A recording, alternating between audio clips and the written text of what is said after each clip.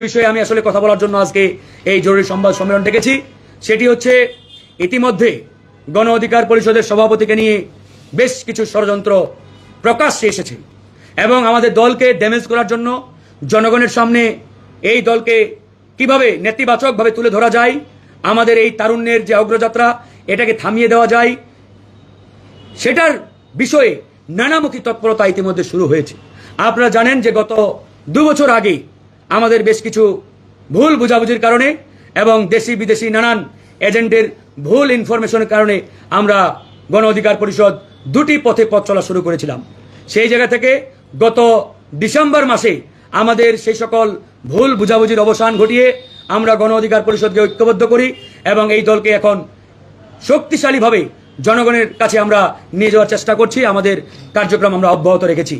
যখন এই গণ অধিকার পরিষদ ঐক্যবদ্ধ হয়েছে, আমাদের বিগত সময়ের যে ভুল বুঝাবুঝি এবং নানান ধরেন আপনার বিভিন্ন অসত্য এবং নানান জায়গা থেকে মিস ইনফরমেশনের কারণে যে বিভিন্ন ধরনের আমরা বক্তব্য দিয়েছিলাম, এই বক্তব্যগুলো আমরা সেই ডিসেম্বরের প্রেস কনফারেন্সের মাধ্যমে কিন্তু প্রত্যাহার করে নিয়ে আমরা ঐক্যবদ্ধ পথ চলা শুরু করেছিলাম। সেই বিষয়গুলো আমরা এখন দেখতে পাচ্ছি পরিকল্পিতভাবে একটি কুচক্রী মহল সামনে নিয়ে আসার চেষ্টা করছে। তারা মূলত আমাদের এই ঐক্যবদ্ধ পথ চলাকে টলারেট করতে পারেন না, সহ্য করতে পারছেন না, মেনে নিতে পারছেন না।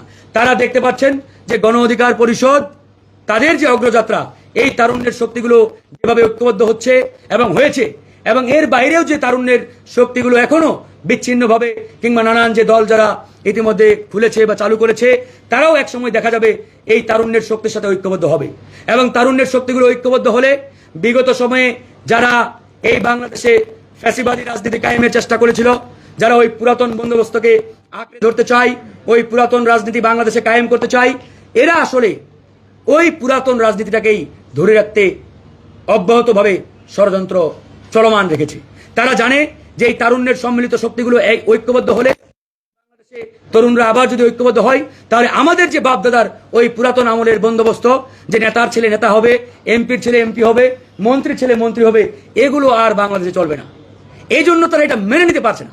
এই জন্য তারা পদে পদে ষড়যন্ত্র অব্যাহত রেখেছে। পদে পদে তারা এই তারুণ্যের শক্তিগুলোকে বিভক্ত করার জন্য, সেগ্রিগেটেড করার জন্য, বিচ্ছিন্ন করার জন্য নানামুখী নীল নকশার জাল তারা এঁটেছে। তো আমরা তাদের এই ষড়যন্ত্র বিষয়ে অবগত এবং আমরা জানি। এজন্যই আমরা বলেছি আমরা ওই পুরাতন বন্দোবস্তের দিকে আর যেতে চাই না, আমরা নতুনত্বের দিকে যেতে চাই। আমরা এই বাংলাদেশকে তারুণ্যের সম্মিলিত শক্তিগুলোকে ঐক্যবদ্ধ করে আমরা একটি নতুন, একই সাথে আমি